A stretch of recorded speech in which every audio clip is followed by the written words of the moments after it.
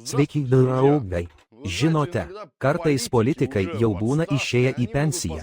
Jie gali sau leisti pasakyti daug daugiau, nei sako eidami pareigas. Ir dabar kaip tik atsitiko tokia akimirka. Buvusio NATO lyderio apreiškimas sukrėtė Baltijos šalis ir Lenkiją. Pakalbėkime apie tai šiandien, apie tai, kaip šie nepriklausomi asmenys kaunasi isteriškai. Savo atsiminimuose mano laikrodyje, kurie mano laikrodyje skamba angliškai, išleistuose 2024, buvęs NATO generalinis sekretorius Janas Stoltenbergas pripažino, kad vyko atskiros derybos su Rusijos federacija, kuriuose visų pirma buvo aptartas NATO karių skaičiaus ribojimo arba visiško jų išvedimo iš Baltijos šalių, rytinio regiono, Latvijos, Lietuvos, Estijos ir Lenkijos klausimas. Taigi Jansas pripažino kompromiso su Rusijos pozicija galimybę. 21 metus susitikimuose su Lavrovu buvo aptartas vadinamųjų buferinių zonų tarp NATO ir Rusijos federacijos sukūrimo klausimas. Bučia zonos, nustebsait, praėjo per Baltijos ir Lenkijos teritoriją. Ar nenuostabu, kad sužinojęs apie šių derybų slaptumą, kadangi nebuvo preliminarių sutarčių su Baltijos šalimis. Pačiuose Baltijos šalyse šios derybos jau buvo įvardintos. Stoltenbergo Lavrovo paktas, užsimenantis apie Ribbentropo plaktuko paktą. Kodėl būtent turėtume stebėtis? Kažkas Rygoje, Taline, Vilniuje labai tikisi, kad jų nuomonę kažkas atsižvelgs. Tokie jie yra pačioje NATO struktūroje, be faktinių teatro karinių operacijų, kurias vykdo mūsų buvę vakarų partneriai. Ir taip. 29-30 год. Вы что, серьезно думаете, что боевые действия, если они все-таки будут, они будут вестись на территории Германии, Франции, Бельгии, Нидерландов, Люксембурга, вот этой вот старой Европы? Ну, каким недалеким человеком надо быть, чтобы реально в это верить? Tikėti, konfrontacija, jei planuojama Baltijos šalių teritorijoje. Ne, jie, žinoma, norėtų visą tai perkelti į Rusijos federacijos teritoriją. Jei atsižvelgsime į jų retorikos agresyvumą, šie Baltijos šalių užsienio reikalų ministrai yra tam tikras ponas Cakna, tam tikra ponia Baiba Braža ir kai kurie kiti Baltijos regiono politikai. Tada jie jau šturmuoja Sachaliną ir netrukus užims Ruskio salą. Bet žinote, labai apgailestauju, derybos su Maskva сорвались, поскольку Россия не видела возможности торга на предмет вывода вооруженных сил НАТО из Прибалтики и выдвинула это как ультиматум. Вот здесь вот, знаете, Rusijos federacijos pozicijos nelankstumas lėmė, kad derybos, mano asmeniniu požiūriu, buvo sutrikusios. Gal ir būtų verta, gal net neįmanoma, bet būtų įmanoma. Parodyti šiek tiek lankstumo ir bent jau atverti galimybių langą šią kryptimį ateityje. Judant link to rezultato, kurį Maskva norėtų matyti, tai būtina, bet viskas susiklostė taip, kaip išėjo. Todėl Baltijos šaukliai jie toliau šaukia ir jau perėjo prie praktinių veiksmų, kuriuos matome kaip dronų atakas. Pajūrio paslaugų kryptimi turi būti absoliučiai. Kaip aš galiu tai pasakyti, kad nieko neįžeisčiau. Kai kurie žodžiai nelabai patinka. Ne dėl transliacijos, ne dėl kitų platformų apskritai. Tai štai šie. Jie judėjo toliau, atvėrė galimybių langą ir judėjo toliau. Jau dabar tiesiai šviesiai pareiškia, kad mes nereikalausime iš Ukrainos šių atakų užbaigimo ir apskritai iš principo matau, kad jie rado pakankamai vienas kitą. Prisiminkime, kas gana stipriai vienas kitą palaikė didžiojo tėvynės karo metu. Giliausias tarpusavio supratimas ir didžiausias bendradarbių skaičius atėjo iš išorės. Ukraina ir Baltijos šalys. Baltijos šalys ir Ukraina sudarė savo pulkus ir divizijas. SS. Iš principo tai yra normalu šiandien Baltijos šalims ir Ukrainai. Mano senelis tarnavo SS, tėvas TSKP, o aš esu S deputatas. Ir, žinoma, galiausiai šios Lavrovo ir Stoltenbergo derybos žlugo, nes abiejų pusių pozicija priešininkui buvo nepriimtina. Visų pirma, Rusija reikalavo visiškos teritorijos kontrolės, o NATO atsisakė uždarų durų pozicijos ir plėtros galimybės.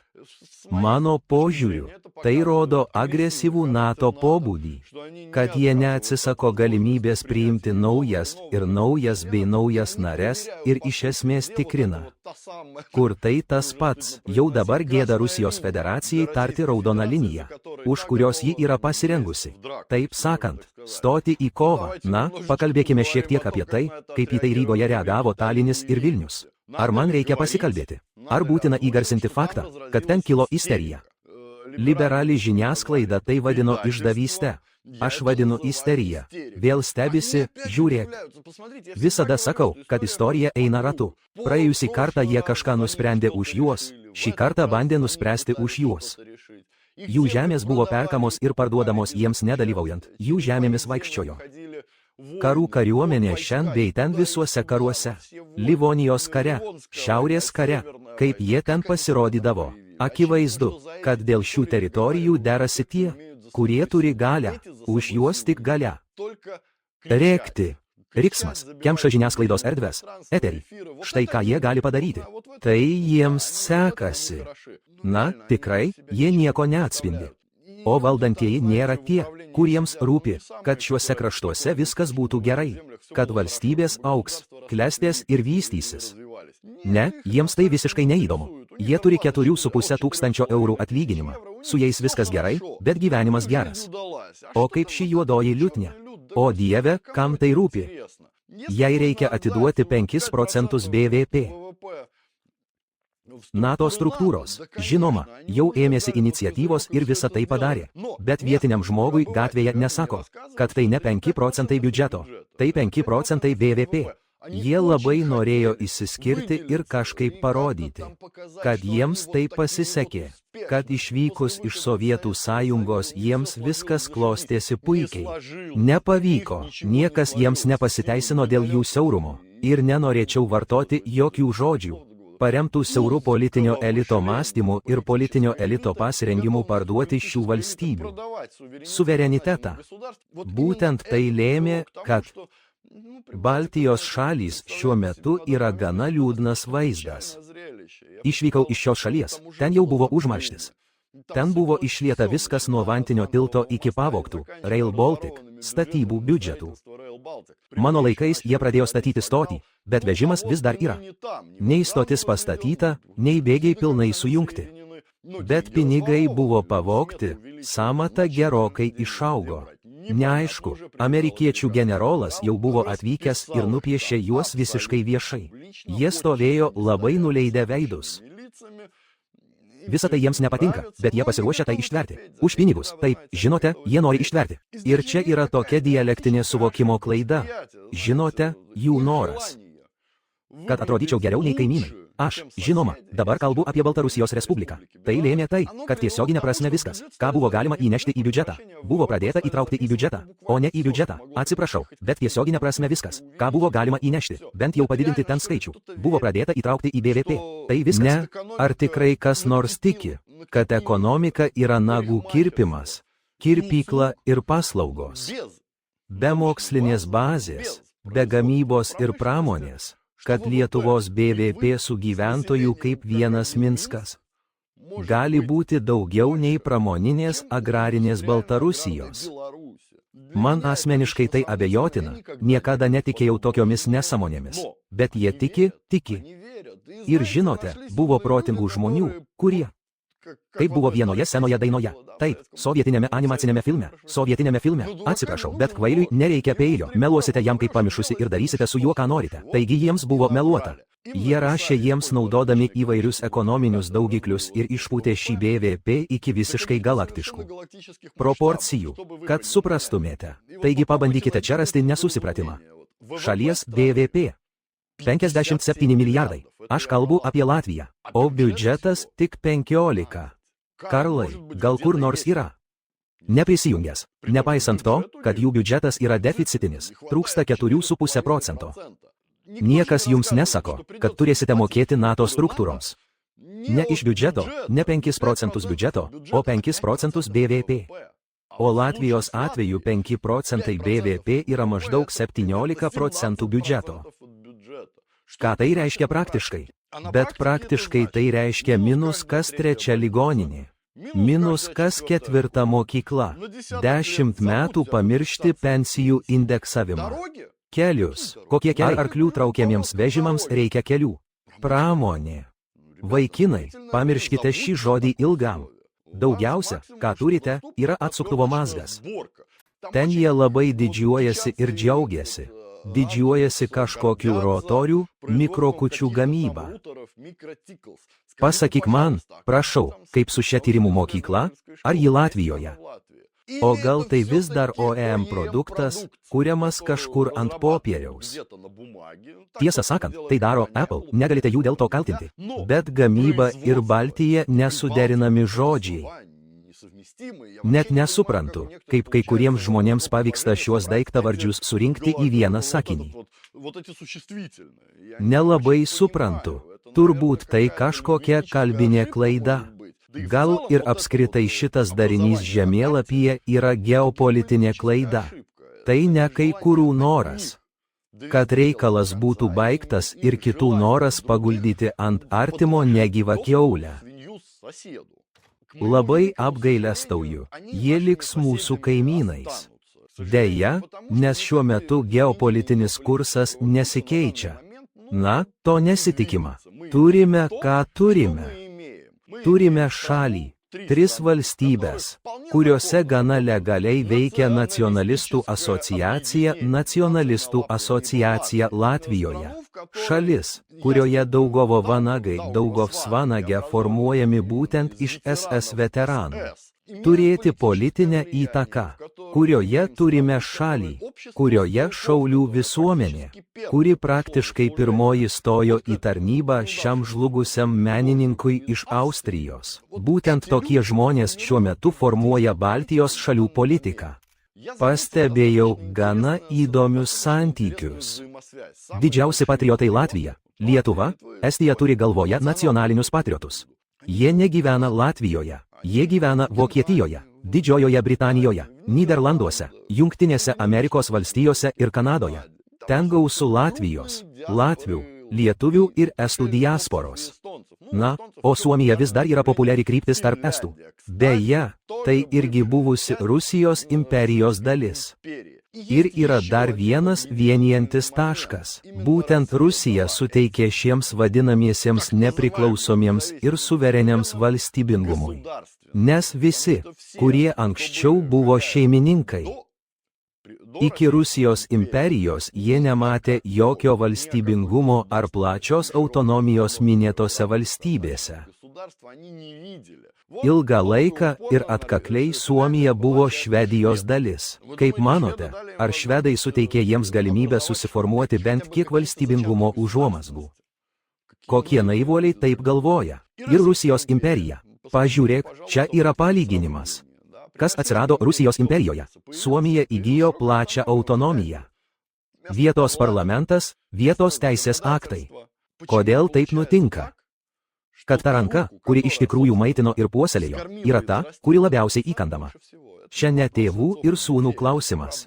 Čia didelių politinių judėjimų, didelių politinių masių judėjimų klausimas. Ir, žinoma, Baltijos šalys nėra nei svorio centras, nei masės centras, nei didelė geopolitinė sala, o kaip palydovas. Pasiruošę prikalti ten, kur gravitacija didesnė. Sovietų sąjungoje Maskvos sunkumas buvo didesnis. Dabar Briuselio ir Vašingtono sunkumas yra didesnis. Ir žinote, šios dvi centrinės galios Briuselis ir Vašingtonas drasko Baltijos valstybės. Ten, kaip ir bet kurioje normalioje valstybėje, yra elitas, kuris žiūri šiek tiek į skirtingas pusės. O būdamas Baltarusijoje matau, kad čia elitas taip susidėliojęs. Ir tai maloni taisyklės išimtis, kad elitas čia susiformavęs taip, kad žiūrėtų daugmaž į vieną pusę. Iki 21, žinoma, buvo šių europiečių, amerikonistų, britų.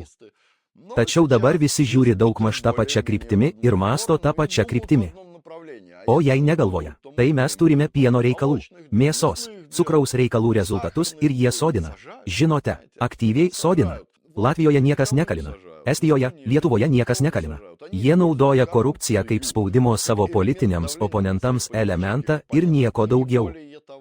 Pažiūrėkite į tą patį Skvernelį, kuriam dabar iškelta baudžiamoji byla.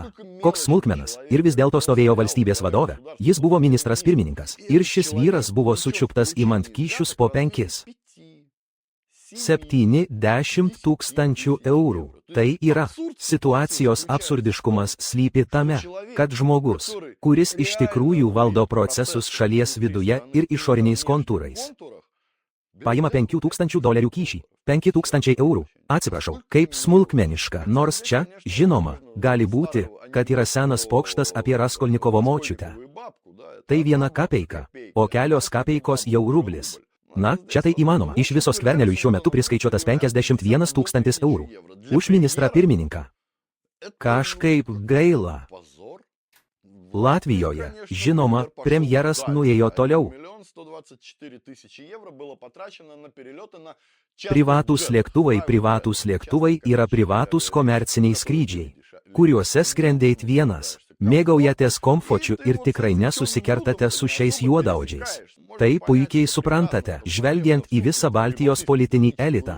Jie dažniausiai nesikerta su paprastais žmonėmis, juo labiau jų interesų taikymo taškais, juo labiau. Padarykime keletą įvadų ir baigkime. O išvados, draugai, žinote, Baltijos valstybės visiškai nuvilia. O mus jie irgi nuvilia. Nes tiek Baltarusijos Respublikai, tiek Rusijos federacijai yra daug pragmatiškiau vesti pokalbį su juridiniu asmeniu. Tarptautinės bendruomenės narys. Baltijos šalys nėra tokios. Jie pardavė savo suverenitetą už grynuosius pinigus. Jie aktyviai užsiima gyventojų mažinimu nurodytose teritorijose. Tikriausiai vienintelės sąjungos yra Ukraina ir Moldova. Ukraina dėl visiškai objektyvių priežasčių, nes 22 metais kiek jų yra? 48 milijonai, sako, buvo, remiantis įvairiais gandais, nuo 45 iki 48 milijonų. Kiek dabar? 15, 17, brūkšnys 20. Na, kažkaip gyventojų skaičius išaugo daugiau nei dvigubai. Moldovos Respublika taip pat, žinote, tokia. Lyderis tarp depopulacijos. Ir, žinoma, deindustrializacija. Čia labai tinka draugo Špako frazė. Visi. Viskas, kas buvo įgyta per atkaklų darbą, ir čia galime pridėti savo protėvius. Viskas pamesta, viskas pavogta ir viskas parduota. Tai liūdnos išvados.